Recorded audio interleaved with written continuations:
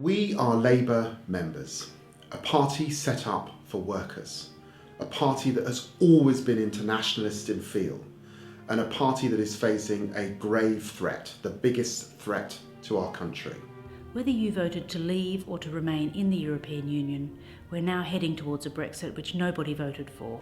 Brexit will make my constituents and most of the country worse off. Theresa May's Brexit deal will hit jobs and living standards. And that means that communities up and down the country, and Labour communities in particular, will be hit the hardest from any kind of Brexit. This is why we need to let the people back into this process and to decide. That's not to mention the harm that Brexit is going to do to the NHS, with doctors, nurses and midwives leaving in droves. Migrant populations where I live have always been the backbone of our NHS, and without that backbone, the NHS will collapse. They won't get 350 million a week for the NHS. In fact, we'll lose that in trade and in jobs.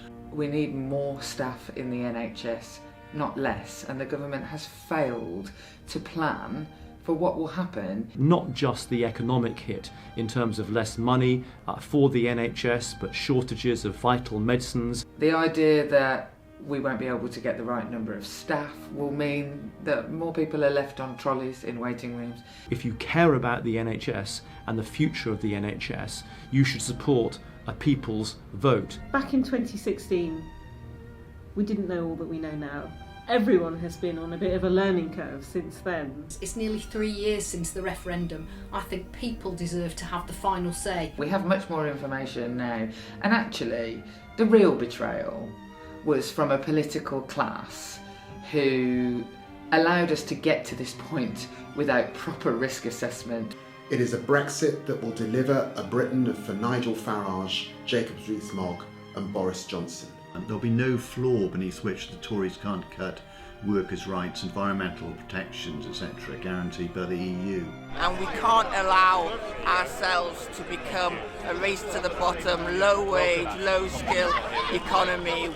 This is a Brexit that must be resisted, and that is why I support the campaign for a people's vote. And that's what we're here for. More democracy is never a bad thing, because many of us understand that this Tory Brexit is bad for the working people of this country, and we want to stop it.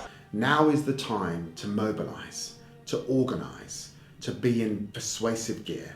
We need to do this to safeguard jobs, to safeguard our economy, to safeguard our communities. To speak to your members of Parliament and remind them why you joined this party. Democracy does not stand still at one point in time. As the former Conservative Brexit Secretary himself said, if you can't change your mind, democracy is dead. Whatever comes out of this process, I think it's absolutely essential that this doesn't get hijacked by MPs and it goes back to the people for the final say. Politicians can't solve this. The only way out of this chaos that's been created is to go back to the people. I think it's only right that the people have the final say. We need to put whatever deal is on the table back to the people, so that the people have a final say. But we now have to ask them if this is the kind of Brexit that they want, and give them the opportunity, if they so wish, to remain in the European Union. In order to break the impasse, in order to break the deadlock which we have here in Parliament, we need to have a people's vote. So the only way of resolving this crisis and ending this gridlock will be to give this decision back to the British people in a public vote.